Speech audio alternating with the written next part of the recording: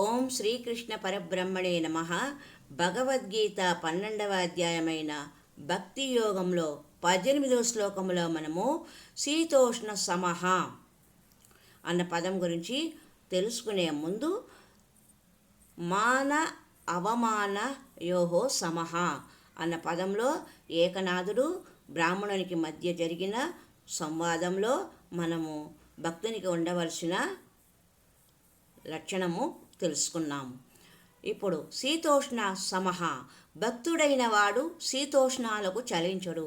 శీతోష్ణాలు శరీరానికి సంబంధించినవి.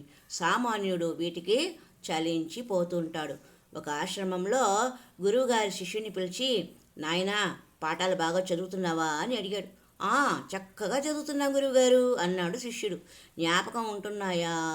శ్రద్ధగా చదువుతున్నాను గురుదేవా. చదువుతున్నావు సరే, జ్ఞాపకం ఉంటున్నాయా అని. కొన్ని జ్ఞాపకం ఉంటున్నాయి, కొన్ని ఉండడం లేదు. అలా కాదు, అన్నీ జ్ఞాపకం ఉంచుకోవాలి అన్నాడు గురువు. అలాగే ఉంచుకుందాం అనుకున్నాను గురువుగారు.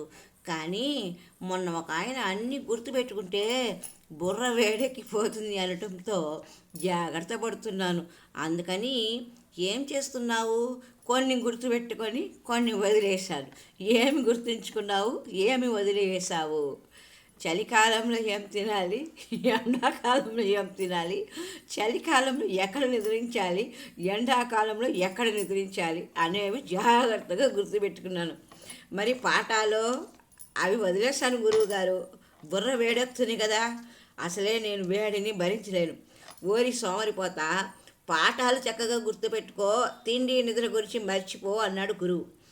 ఇలా చలికి వేడికి చలించేవాడు, కర్తవ్యాలను విడిచిపెట్టేవాడు భక్తుడు కాదు, సోమరిపోతు. భక్తుడు శీతోష్ణాలకు చలించకూడదు అన్న విషయము ఈ గురు శిష్యుల సంవాదనలారా తెలుసుకున్నాం.